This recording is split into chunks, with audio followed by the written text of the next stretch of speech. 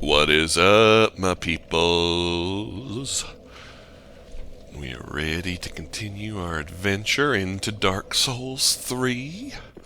And things are going to get crazy from here on out. We have a real big beastie. Really big beastie here. This is Darkeater Midir. Huddle in this corner until the fire goes away.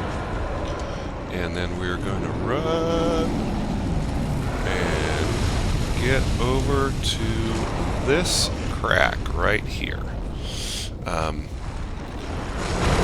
And this is where you're safe. And we'll go through a whole bunch of our arrows.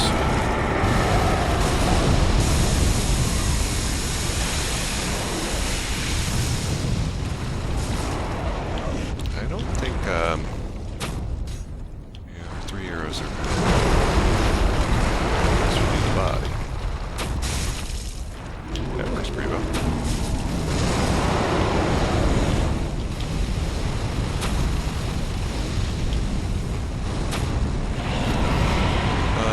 That sucks. I don't know how I could possibly miss from here, but apparently I missed from here.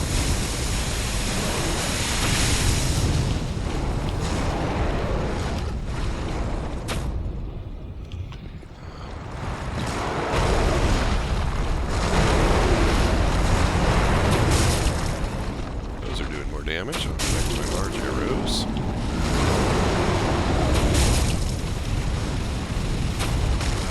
Uh-oh. Oh no!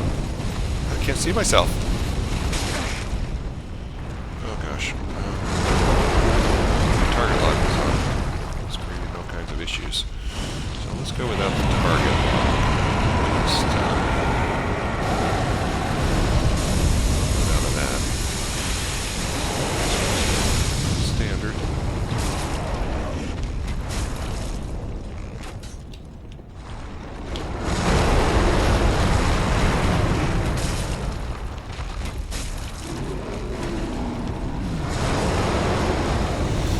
So yeah, you just want to stay in this safe zone right here. Okay.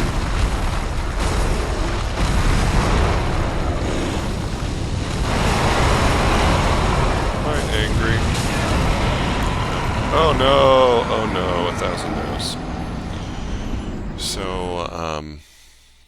So yeah, target locking might not be the way to go. An alternative method is to you just stay on that spot and just run out and get your hits in when you can. So let's try that way and see what happens. We're not going to use an ember, just in case we die again. There's the dragon.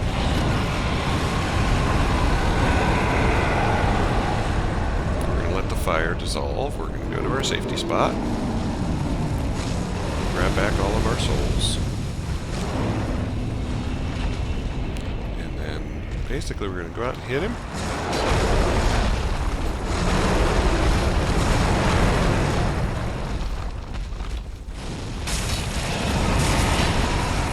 Go back to our safety spot. So that was hitting for plus 200. Let's see what this will do. 205, so ow. We basically have to kill him here to get him to phase to his boss area.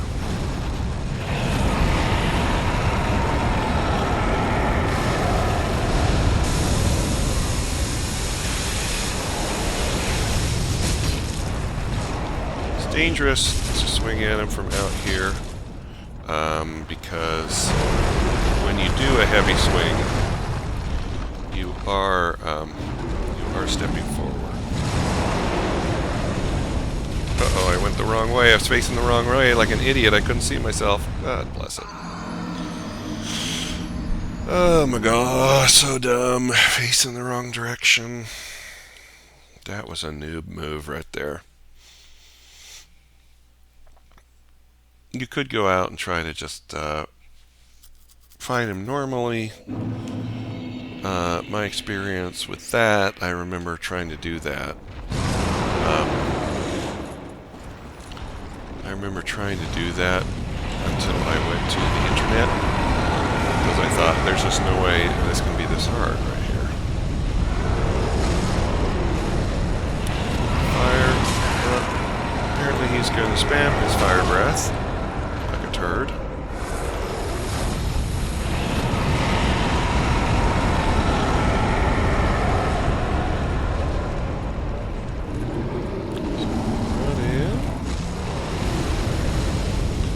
To our spot, turn around, face the proper direction.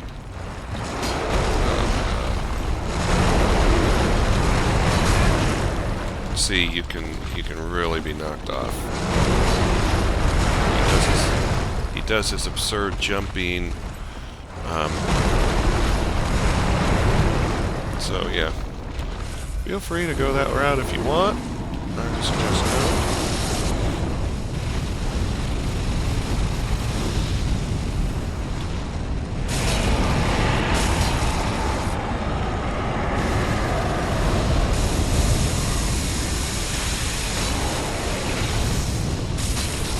With that lightning attack, he will, it blazes through, and then from wherever it hit, it will erupt in damage. Come back out to your little spot here.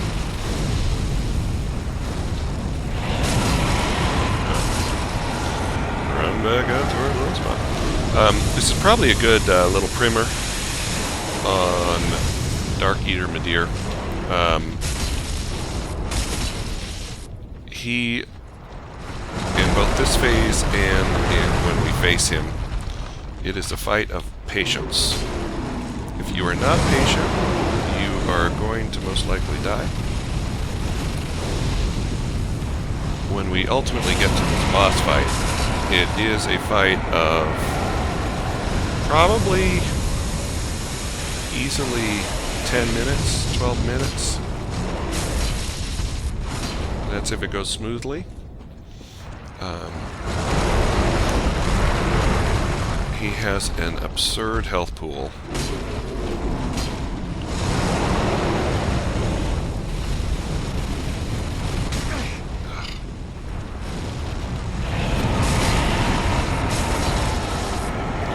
Yeah, he has an absurd health pool that can... so that'll blaze through, and then its path will explode in dark damage.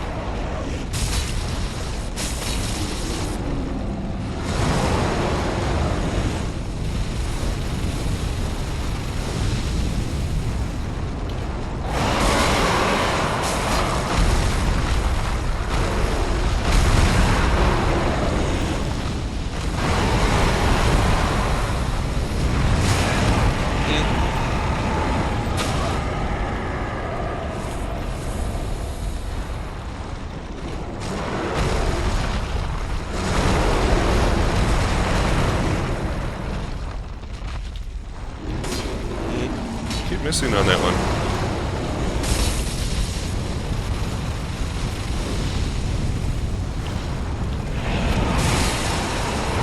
Okay. And you come around and punch him in the mouth.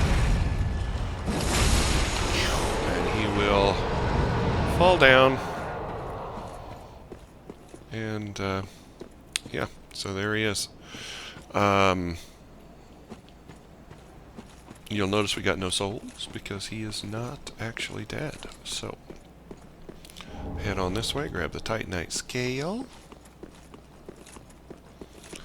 We're going to continue on into this room. Now, there are 3 visible walls, if I recall. Come on, dude.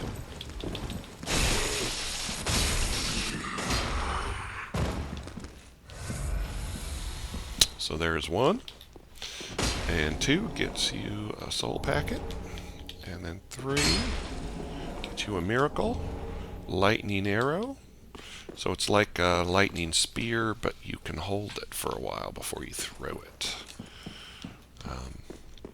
I did play with it on one of my characters. It was good.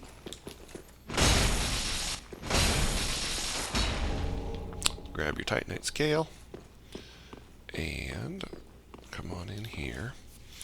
You can't get that from down here, but we are going to be getting it shortly from this elevator.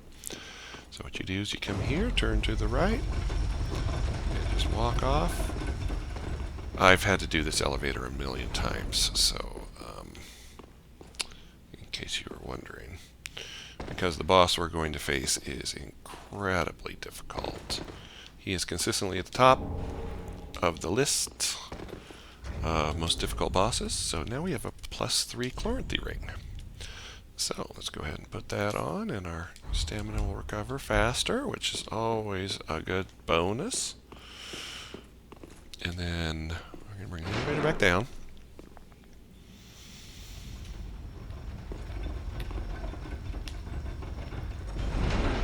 And we're going to take it all the way up this time to open up a shortcut for us. So that way is that path. That's going to be the path to the boss, Midir. Darkeater Midir. But first, we are going to go back to the shrine. And I hope we have enough soul packets. We'll see if I have enough soul packets to get another level before we go into Darkeater Midir.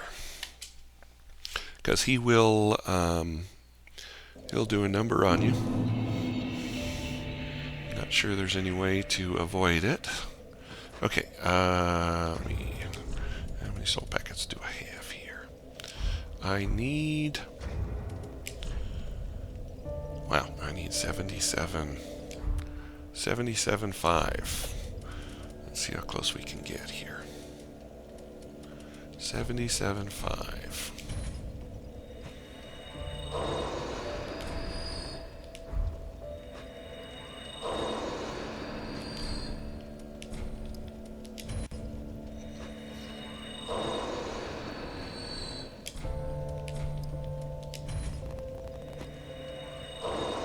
And there we go.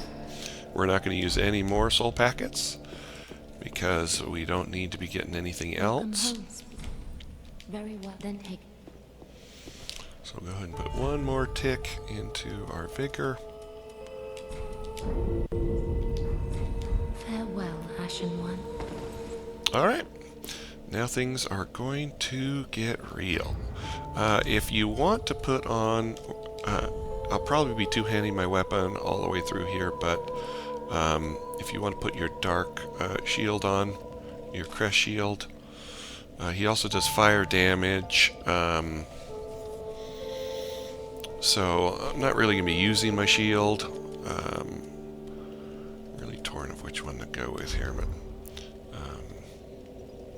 I think I'm going to go with my fire shield actually, because if you're getting hit with the dark, you're going to be in world hurt anyway. So we do have 1,200, so let's go buy some more arrows. We don't have enough for any embers.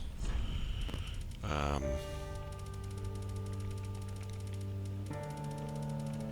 many more embers do we have available here? We've got 2 more embers. So let's go all the way down, and might as well clear it out. Ashen One. And we will ember up once we get there.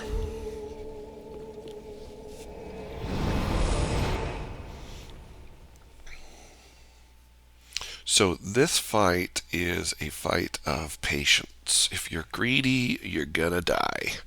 It's gonna take a long time on this fight. Hopefully our lightning damage is gonna come through for us here on this dragon. Typically on dragons, lightning damage is good. Additionally, he will throw up. It's a bad sign that I'm yawning. He will throw up in his second phase homing skulls that do dark damage that we're going to try to roll. We're going to try to two-hand as much as possible in this fight. So we come in. To the left is our path of progression. So come in here. Grab that ember, and then there's a dude. One of these dudes,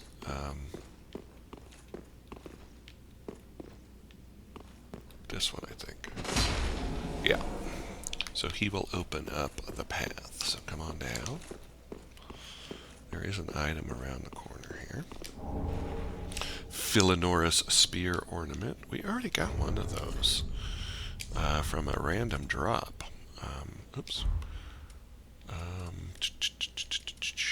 think it goes down here. I can't for the life of me remember what that spear ornament is.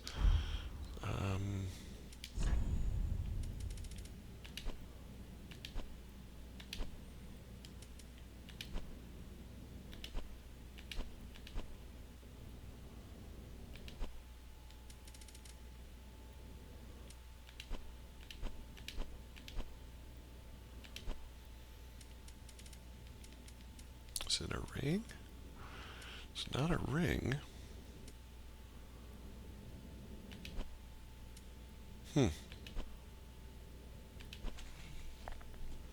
Why am I not seeing it?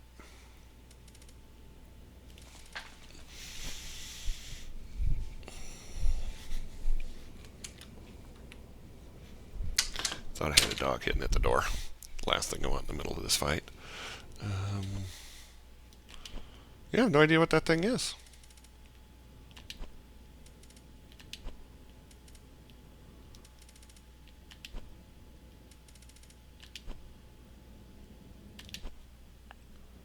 It looked a little bit like a ring, but I don't see it here. Oh, did I take off my... I did, okay. Alright, we're not going to worry about it. Alright, so let's get to the boss. So you descend here. Whee! It is a bit of an annoying boss run, to be sure. It is an optional boss. You do not have to kill this boss for the game. You can bring in Shira, Knight of Philionor. She is... well, she just makes the health pool bigger on the boss. So the health pool is so big, and then if she dies early on in the fight, then you've got Midir at even more health. So we're going to avoid her for now. Alright, so here we go. So Midir will do clomps on you. You want to stay under him. You want to stay unlocked on the fight primarily. If you hit him in the head, you get extra damage. So we're going to try to stay under him. There's his temper tantrum, we call him. He just runs around like a crazy.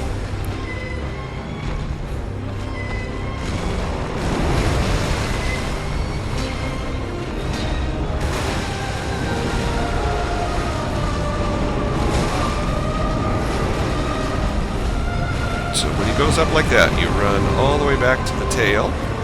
This is the place to heal. He will do his tail spin.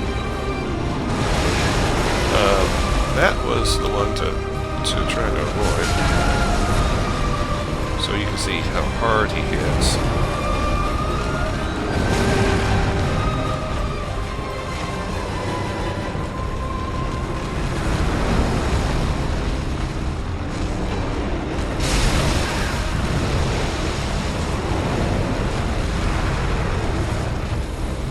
So a lot of this right now is me just remembering the patterns. His attack, there's his fire attack, so when he does that, we'll go ahead and take some swings.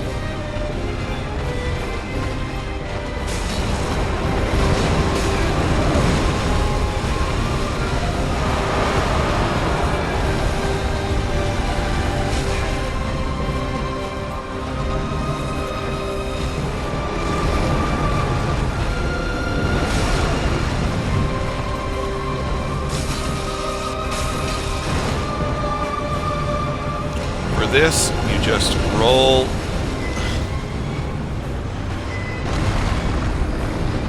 towards it, not away from it like I did.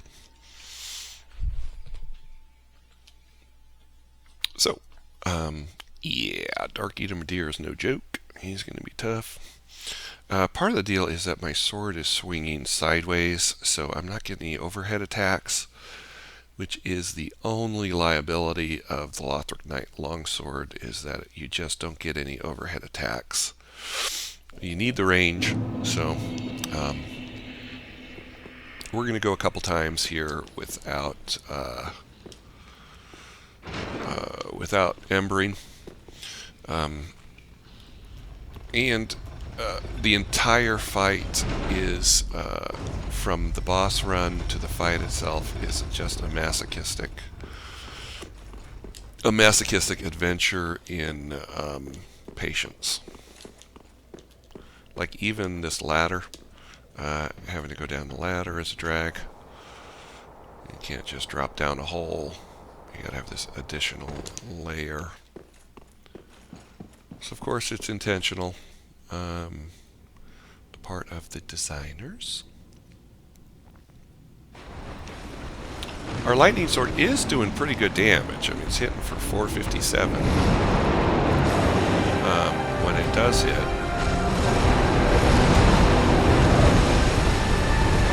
So there's his temper tantrum.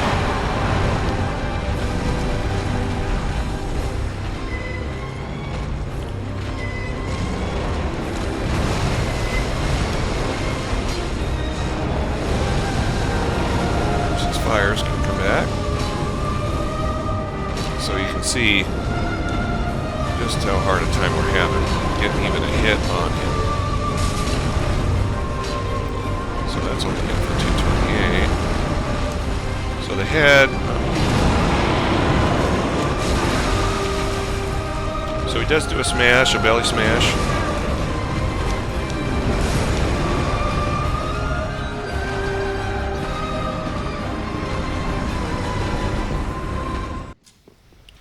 Okay, here is our last take. I realized that I did not have my mic recording for the final confrontation here. But what you're going to see is an enormous amount of improvement. So I took a lot of shots at this boss, and Darkeater Midir is incredibly difficult, as was made abundantly clear at the opening of this video. But I learned a lot. So one thing I learned is I can turn and face that direction. Rather than run after him and run all the way back, I can just stand here and wait for him. And he does his temper tantrum over there and his man. And I can just hang out here and wait. And here he comes. So you get a free shot in on the leg there. And what you'll see here is how you could go from absolutely terrible at a boss to having a lot of confidence. It's certainly not a hitless run here, and I do take a couple gambles that I probably shouldn't have taken, but by and large it was necessary for me to learn the entire fight from the ground up all over again. After all, I had beaten this boss for a couple of years, so it was extremely not fresh in my brain. So I take some shots at the head there, but usually I pay for it like that, so not recommended. One of the things I learned is there's lots of people who will say, oh, you can beat him from the front, just hit him in the head, back up. That's garbage. So, I mean, if you're an uber, super duper awesome reflex kind of guy, certainly go for it. But I am not. So, I'm an older dude. And so staying under him is the way to go. And the fight is long. I also learned if you run along his tail, like vertically through his tail like that, horizontally through his tail like that, you can get 2 shots in on the tail. And one thing about this fight is you want every hit you can get. So if you can get 2 on him, most of the time you can get 2 on him from horizontally along the tail. And remember, this is the first phase. So he has 2 phases. And the first phase is the easy one. So basically your dodges have to be just on point. And eventually you sort of absorb all the information. And you kind of become one with the boss fight, so to speak. Because you've seen so much of the material that he does, like that one,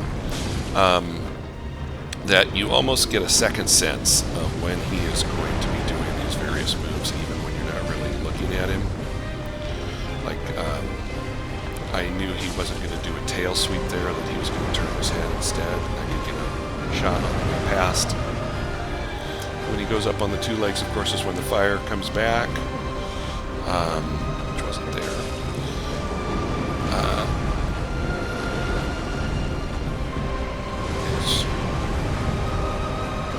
Here we go.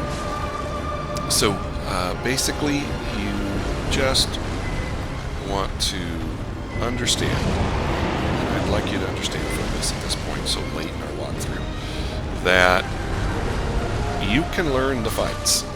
You can beat any of these bosses if you just have the dedication to stick with it. I did quite a few runs, and then I went to bed. Normally, I don't like to go to bed before a boss fight. I like to finish it off. Otherwise, I just sit and just whittle myself down about it. But sometimes your unconscious will also work for you when you're asleep. So I did take one warm-up run before this one, and I got him quite a ways down, and then ended up dying. So this was just the second run after sleeping on this fight. So sometimes that'll happen too. I was a little bit nervous because sometimes you'll start a new fight, and your first run is your best run, and then it's just a trail of tears. But this wasn't so bad. This was just the second run.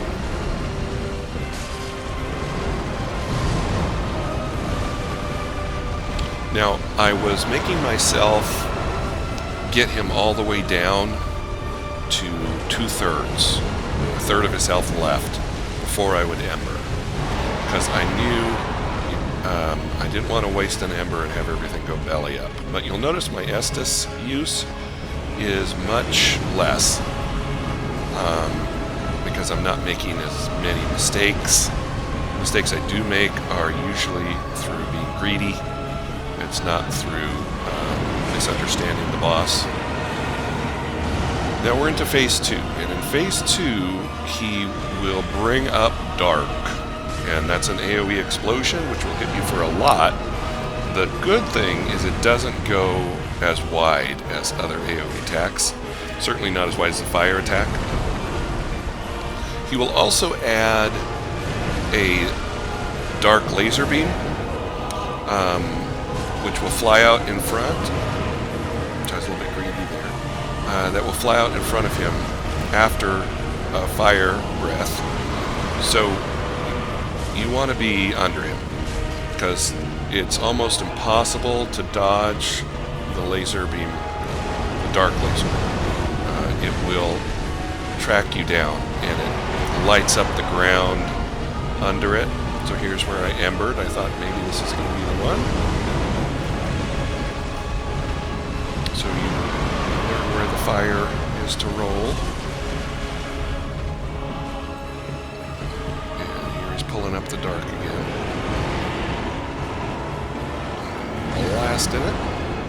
So even though the animation hits you, the dark doesn't. So you just, if you're speedy and you can get away in time, that will help you. Now another reason to stay under him here is because if you are away from him, he will bring up dark homing soul masses that will track you down. You can dodge them, but they are difficult to dodge, especially as he's, swinging around and temper tantruming and all that. So if you stay under him, you can go the whole fight without those ever showing up. So you want to stay under him the best you can, so that you're not having to deal with the homing soul nests. Because it's not that they hit really super hard, but there's like 5 or 6 of them, and if you get all of them, then you're going to have a time. So I'm constantly running to him at this point because I don't want any space away from him. I was a little bit greedy there. I shouldn't have even taken 1. I have taken 2. So I got nailed. So you are punished for any mistake that you make, especially if it's greed. I was a little bit greedy there. I managed to roll the blast.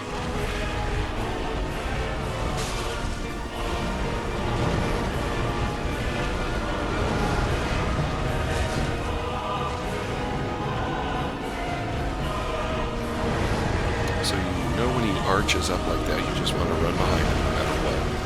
He might not do the fire like he's going to do right here, but he's going to do something with his front leg. So run to the back, run to the tail, and that's where you'll be safe.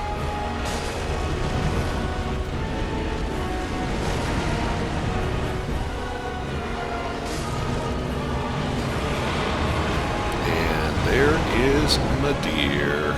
Darkeater Midir is no more. So at this point, I put the controller down and walked around my room a little bit and shook out my hands and did a jump and a little dance, because we just beat the most difficult boss in Dark Souls 3. I don't think too many people would argue with that. There's always the people out there who are going to argue, but what are you going to do? So here are my stats that I had running through this fight. So we're leveled where we're supposed to be, and I ended up using the Wolf's Knight's Great Sword for this fight because it had a good overhand attack. There's my ring set up, and I used the Crest Shield for the stamina boost. So that's us, and that is Darkeater Midir. Cross him off your list because you just took care of an extremely difficult boss. So we're going to take the bonfire back to Firelink Shrine, and we're going to spend all of these souls. Of course, we lost our souls in this fight that we came in with. I don't even remember how many it was. I choose not to remember such things. But we have a ton of souls that we can now spend. And first we're going to look at the weapons that you can get with his soul. The first is going to be the Moonlight Greatsword, which, if you're doing a magic build, is like the sword you want to get. So it's not really optional if you are doing a magic build and you want this sword. A lot of people think this is the best sword in the game. And it took me a little bit to get to the next thing, which is the Frayed Blade. Which is another fan favorite. I've never used it, but if you want to have some dark in your game, you can feel free to put that on your bar and use that. But then we're going to go spend some souls as we prepare for... We're really in the home stretch of the game at this point. We've only got a little bit more to go. To kill Gale, Slave Knight Gale, and then we've got to there's a couple NPCs we have to kill too, and then Slave Knight Gale, and then the kiln of the First Flame, and we will be finished. So thanks for tuning in, and we'll see you next time.